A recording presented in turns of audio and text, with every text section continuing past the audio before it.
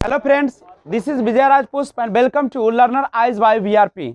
तो आइए political science का पार्ट 2 आपके सामने लेकर आया हूं और उसमें आज चैप्टर का नाम है दो ध्रुवीयता। सभी लोग अपने अपने देखिए स्क्रीन पे दो ध्रुवीयता में देखिएगा द्वितीय विश्व युद्ध के उपरांत, सभी लोग स्क्रीन पे नजर रखो, द्वितीय विश्व युद्ध के उपरांत दो महाशक्तियां उभरकर सामने आई थी। जैसा कि आप जानते हैं कौन थी वो, एक था सोवियत संघ और दूसरा था संयुक्त राज्य अमेरिका, यानी संयुक्त राज्य अमेरिका और सोवियत संघ। दो ध्रुवीय समझते हो ना, दो महाशक्तियां, एक तरफ था संयुक्त राज्य अमेरिका तो दूसरी तरफ कौन था, सोवियत संघ था।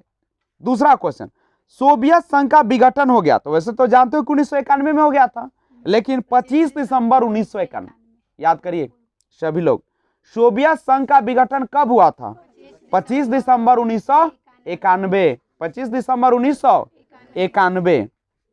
तीसरा क्वेश्चन, यूरोपीय आर्थिक समुदाय की स्थापना कब हुई, तो 1992। यूरोपीय आर्थिक समुदाय की स्थापना 1992 ईस्वी में हुई।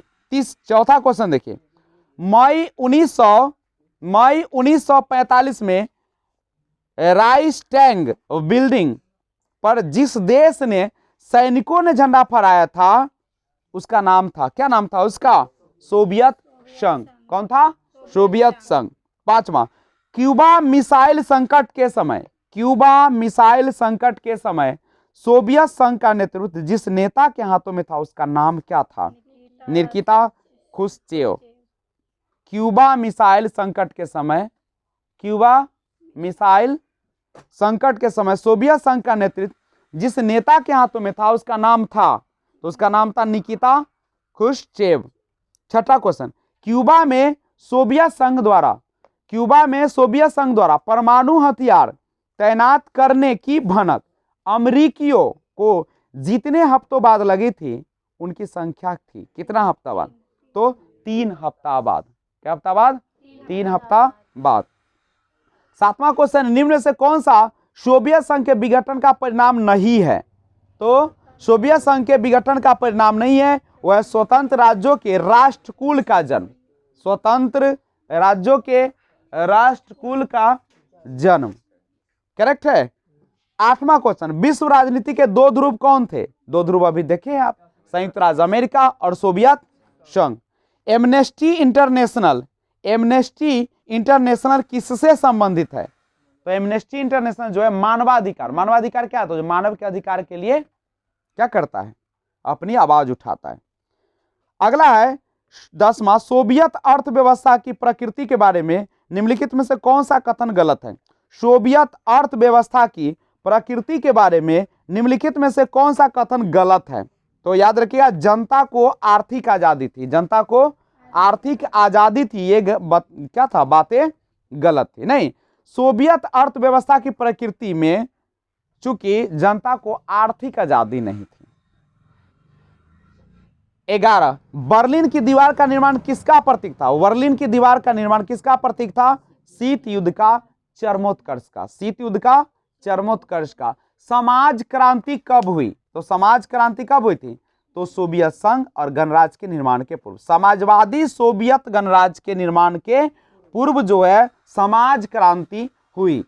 13 है, व्लादिमीर लेनिन का संबंध किससे था, व्लादिमीर लेनिन, तो ये थे सोवियत संघ, व्लादिमीर लेनिन।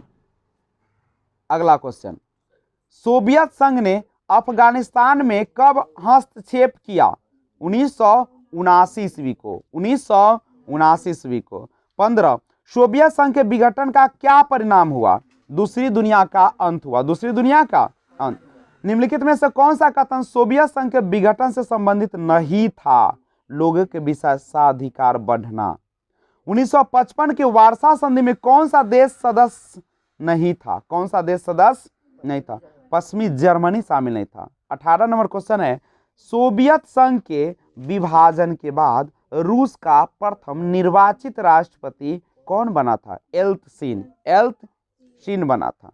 स्टालिन संविधान कब लागू हुआ, तो स्टालिन संविधान जो लागू हुआ 1936 ईस्वी में लागू हुआ। कब लागू हुआ? 1936 ईस्वी में। किस देश के प्रभुत्व से एक ध्रुवीयता कायम हुई? तो अमेरिका। कि किसके प्रभुत्व से? अमेरिका।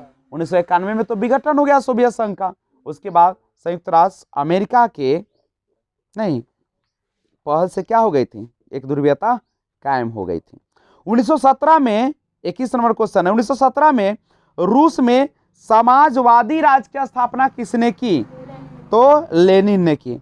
सोवियत गुट से सबसे पहले कौन सा देश अलग हुआ था? सबसे पहले सोवियत रूस से माने सोवियत संघ से कौन हटा था?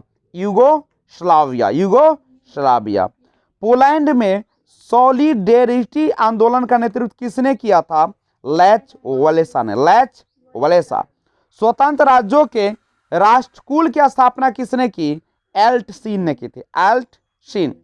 25 नंबर, भारत एवं पाकिस्तान के बीच ताशकंद का समझौता कराने में किस सोवियत नेता ने महत्वपूर्ण भूमिका निभाई? तो वो थे कोशिगिन। कोशिगिन। दूसरी दुनिया के देशों में किस प्रकार के देश आते हैं? साम्यवादी देश। दूसरी दुनिया के देशों में कौन आते हैं? साम्यवादी। ग्लासनास्ट व पेरेस्ट्रोइका के मंत्र किसने दिए? गोर्बाचेव ने। गोर्बाचेव ने। 28 नंबर है, किसने सामरिक भागीदारी का सुझाव रखा? तो वो थे रूसी राष्ट्रपति पुतिन। और 29 नंबर क्वेश्चन है, वर्षा संधि को सबसे पहले किस राज्य ने छोड़ा? तो अल्बानिया ने छोड़ा। सबसे पहले किसने छोड़ा? अल्बानिया। 1975 में यूरोप में सुरक्षा एवं सहयोग सम्मेलन कहाँ हुआ?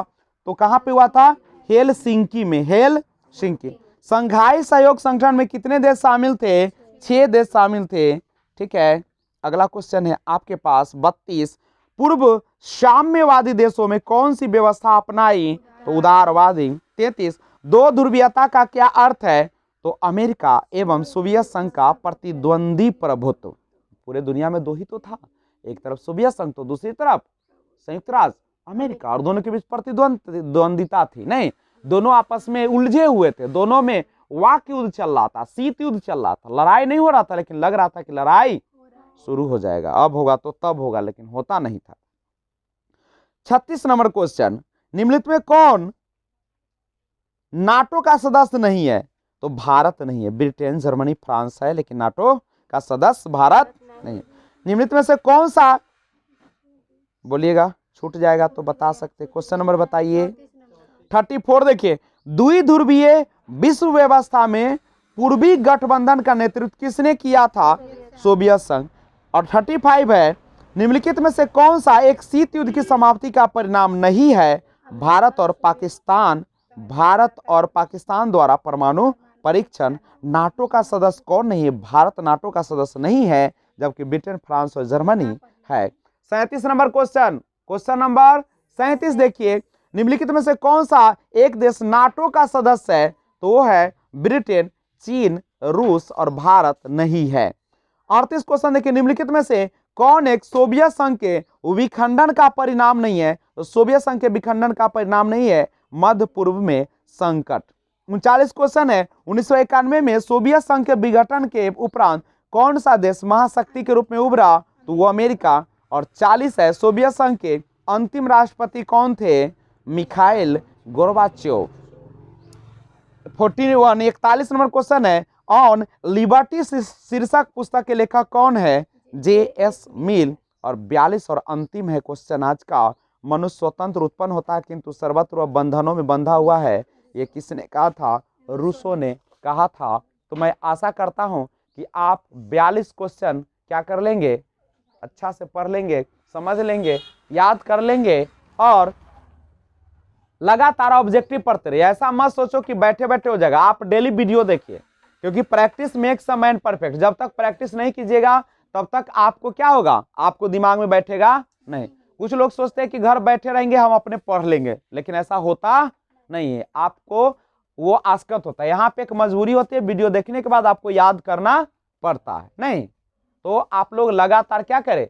याद करते रहे। तो मिलते हैं फिर एक और बेहतरीन वीडियो के साथ, तब तक take care, be enjoy, thanks for watching, keep watching. जय हिंद, जय भारत।